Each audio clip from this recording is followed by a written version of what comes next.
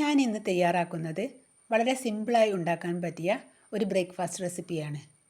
അതിനുവേണ്ടി ഞാനിവിടെ പച്ചരിയാണ് എടുത്തിട്ടുള്ളത്. 2 കപ്പ് പച്ചരി ഉപയോഗിച്ചാണ് ചെയ്യുന്നത്. പച്ചരി കഴുകിയതിന് ശേഷം 4-5 മണിക്കൂർ കുതിർത്തെടുക്കുക. പിന്നീട് അത് വെള്ളം വാർത്തെടുത്ത് ഒരു മിക്സിയുടെ ജാറിലേക്ക് ഇട്ട് കൊടുക്കുക.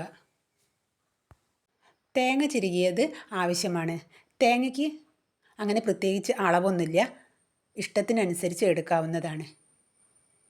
ഞാനിവിടെ 2 സ്പൂൺ തേങ്ങ ചിരകിയതാണ് എടുക്കുന്നത്. അതും ജാറിലേക്ക് ഇട്ട് കൊടുക്കുന്നുണ്ട്. പിന്നീട് ഇതിലേക്ക് കുറച്ച് ചോറ് ആവശ്യമാണ്. 2 സ്പൂൺ ചോറാണ് ഞാൻ ഇതിലേക്ക് ഇട്ട് കൊടുക്കുന്നത്. 1/2 കപ്പ് വെള്ളവും ഒഴിച്ച് നന്നായി ഒന്ന് അടിച്ചെടുക്കുന്നുണ്ട്. അടിച്ചെടുത്തതിന് ശേഷം ഒരു ബൗളിലോട്ട് അതൊഴിക്കുന്നുണ്ട്. 2 പ്രാവശ്യമായിട്ടാണ് ഞാനിവിടെ അടിച്ചെടുത്തത്. കൈകൊണ്ട് കുഴച്ചതിന് ശേഷം മൂടി വയ്ക്കുന്നുണ്ട്. തണുപ്പുള്ള സ്ഥലത്ത് മാവ് വയ്ക്കരുത്. അത് ചൂടുള്ള സ്ഥലത്ത് വെച്ചിട്ടുണ്ടെങ്കിൽ നന്നായി പൊങ്ങി വരും.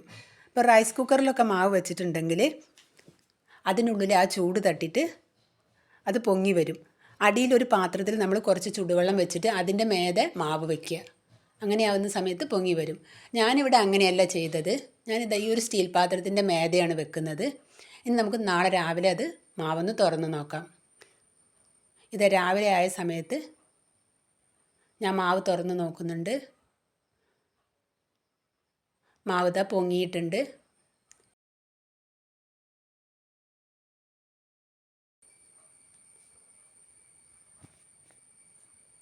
ഒരു നുള്ള് സോഡാപ്പൊടിയും ആവശ്യത്തിന് ഉപ്പുമിട്ട് ഇളക്കിയെടുക്കുന്നുണ്ട്. ഒരു 5 മിനിറ്റ് നമുക്ക് റെസ്റ്റ് ചെയ്യുന്നതിന് വേണ്ടി വയ്ക്കാം. 5 മിനിറ്റ് കഴിഞ്ഞ് നമുക്ക് തുറന്ന് പാൻ സ്റ്റവിൽ വെച്ച് പാൻ ചൂടായതിന് ശേഷം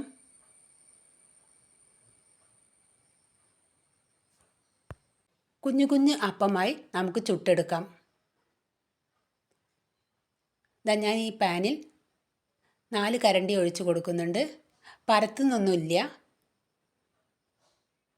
ഇനി നമുക്കതൊന്ന് മൂടി വയ്ക്കാം. 2 സെക്കൻഡ് കഴിഞ്ഞ് മൂടി തുറന്നപ്പം നമുക്ക് ഓരോന്നോരോന്നായി പാനിൽ നിന്ന് എടുക്കാം.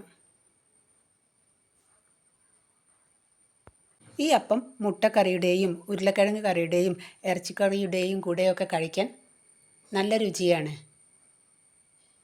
ഇതാ കണ്ടില്ലേ? വീണ്ടും ഞാൻ പാനിലേക്ക് ഒഴിച്ചു കൊടുക്കുന്നുണ്ട്.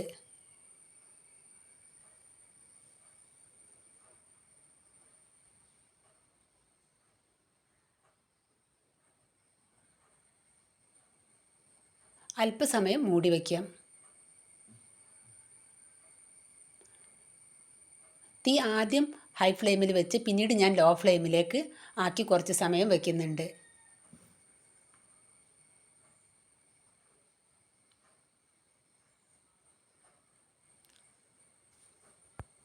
കുഞ്ഞു കുഞ്ഞു അപ്പമായി ചുട്ടെടുക്കുന്നത് കൊണ്ട് ഇതിനെ കുഞ്ഞനപ്പം എന്നാണ് പറയുന്നത്.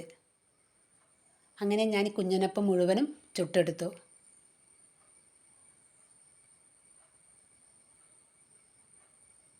കണ്ടില്ലേ?